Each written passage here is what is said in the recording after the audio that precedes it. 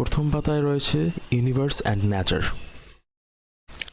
প্রকৃতির নিয়মেই সব কিছু সংঘটিত হচ্ছে, অদ্ভুত বা অস্বাভাবিকভাবে কোনো কিছুই হয় না। মহাবিশ্ব ও প্রকৃতি বিভিন্ন প্রক্রিয়া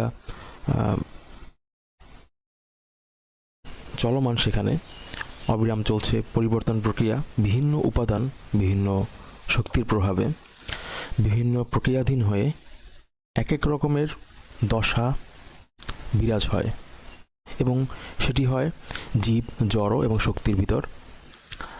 পারস্পরিক পরিবর্তন, এক রূপ থেকে আরেক রূপে পরিবর্তন, এবং জীব থেকে সেটি বিভাজিত হয়ে সেটি পরিবর্তিত হয়ে অন্য শক্তিতে বা অন্য জড় বা জৈব উপাদানে রূপান্তরিত হয়।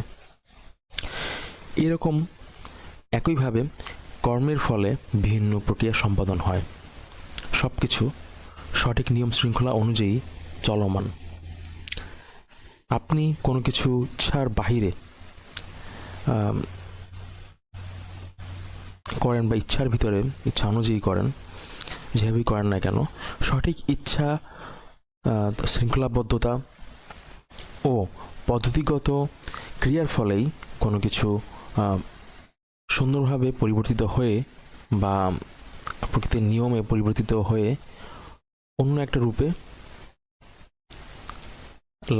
রূপ লাভ করে। সকল ঘটনা সুসজ্জিত, নিয়মিত, সকল ঘটনা সুসজ্জিতভাবে, নিয়মতান্ত্রিকভাবে একমাত্র প্রকৃতির নিয়মেই হচ্ছে।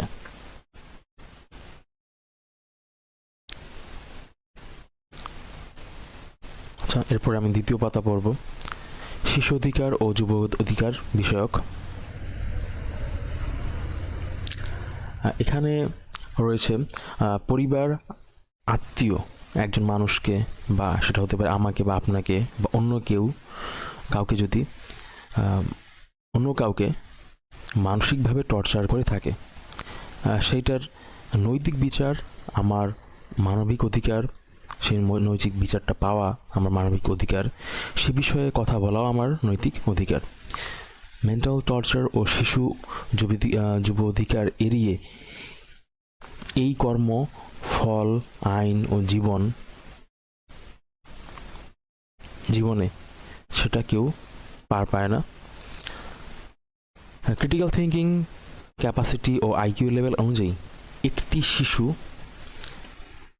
বা যুবক কি বলে বা বলতে পারে, সেটার সহনশীলতা বয়োজ্যেষ্ঠদের ভিতরে জ্ঞাত থাকতে হবে। অর্থাৎ শিশু কি বলছে, তার আইকিউ লেভেল কেমন, বা তার চিন্তা ভাবনার পরিসীমা কতটুকু, পরিধি কতটুকু, সেই অনুযায়ী আপনাকে বুঝতে হবে, এবং যে সেখানে ওই অবস্থানে যে ভুল করতে পারে বা তার চিন্তা যে এরকম হতে পারে, সেই অনুযায়ী আপনাকে সহনশীল হতে হবে। আপনাকে সেই বিষয়টা বুঝে শুনে অবগত হয়ে তার সম্পর্কে, তার আচার ব্যবহার সম্পর্কে অবগত হয়ে আপনাকে কাজটা করতে হবে। আপনাকে সেই অনুযায়ী আপনাকে রেসপন্স করতে হবে, সুন্দর, সঠিক এবং নৈতিক রেসপন্স করতে হবে। প্রকৃতিবাদী ও বুদ্ধের নীতি অনুযায়ী আপনারা এই বিষয়গুলো অনেকটাই মিলিয়ে নিতে পারেন। আমার, আপনার মা, বাবা, বোন,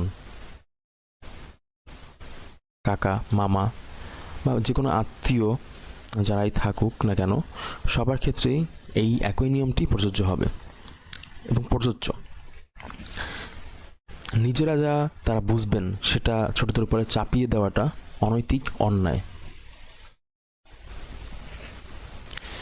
এরপরে হচ্ছে যুব অধিকার বিষয়ক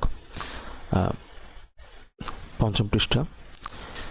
যে যেমন মন মানসিকতা সম্পন্ন, সে বেশিরভাগ ক্ষেত্রেই তেমন মানুষের সঙ্গ কামনা করে থাকে। কিছু ক্ষেত্রে আবার ভিন্নতাও লক্ষ্য করা যায়।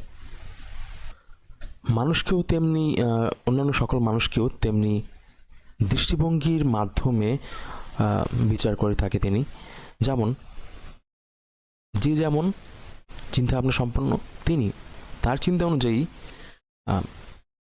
অন্যান্য মানুষকে বিচার বিবেচনা করে থাকেন।